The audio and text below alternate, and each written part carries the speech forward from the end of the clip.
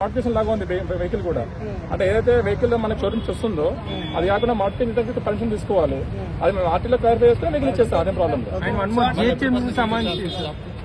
మేమేం permission cancel చేయలేదండి, permission cancel చేయలేదు. మేము అసలు వెహికల్ షాప్ నే టచ్ చేయలేదు.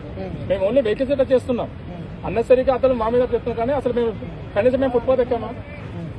అంటే వన్ మోర్ సార్, ఇక్కడ ఏదైనా షాపు భారీ ఎత్తున నడుస్తుంది, సో దానికి జీహెచ్ఎంసీ నుంచి ఎలాంటి పర్మిషన్ మినిమం పర్మిషన్స్ లేకుండా కూడా నడిపిస్తున్నారు. డైలీ ఒక టర్న్ ఓవర్ చేస్తున్నారు, దాదాపు మంత్లో వచ్చేసి 5 lakhs టర్న్ ఓవర్ దాకా ఉంటుందని ఆమె చెప్తున్నారు. సో రెండు వాటిపై జీహెచ్ఎంసీ కూడా చర్యలు తీసుకోవాలి కదా. అంటే తీసుకోవాలండి. ఆల్రెడీ మా తరఫున కూడా మేము అది ఆల్రెడీ మా డీసీ అది కూడా ఆల్ ఫుట్పాత్ ఆక్యుపైస్ అన్ని కూడా మేము రికార్డ్ మెయింటైన్ చేస్తున్నాము. తమరన్నట్టు జీహెచ్ఎంసీకి లెటర్ పెడుతున్నాము, కంబైన్ ఆపరేషన్ తీపేస్తాం ట్రై చేస్తున్నాం.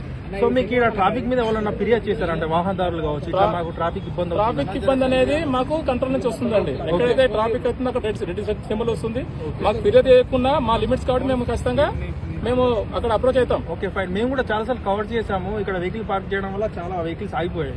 సో దీనికి ఏమంటున్నారు అంటే కొందరు పొలిటిక్స్ కు అంటే రిలేషన్ అంటే సంబంధంతో మాట్లాడుతున్నారు, ఇది కావాలని చేయించారు పొలిటీషియన్స్. సింపుల్ అండి, పొలిటిక్స్ కాదు. ఇక్కడ చెప్పానండి, ఎక్కడైతే ఇప్పుడు ఈ యూట్యూబ్స్ అనుకోండి ఇవనుకోండి, ఐ థింక్ అంటే ఇప్పుడు ఆమెనే నేనే ఇప్పుడు యూట్యూబ్స్ ఛానల్ వల్ల పబ్లిక్ గ్యాదరింగ్ అవుతున్నారు.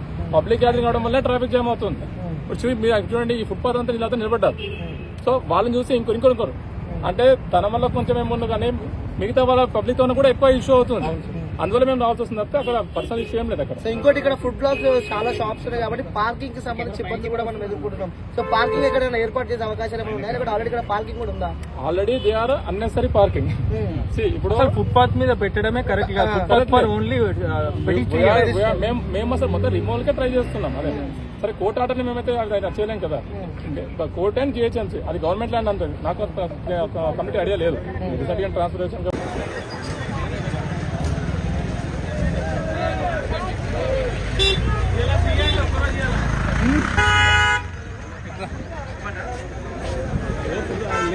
అంతా అయిపోతున్నాయి.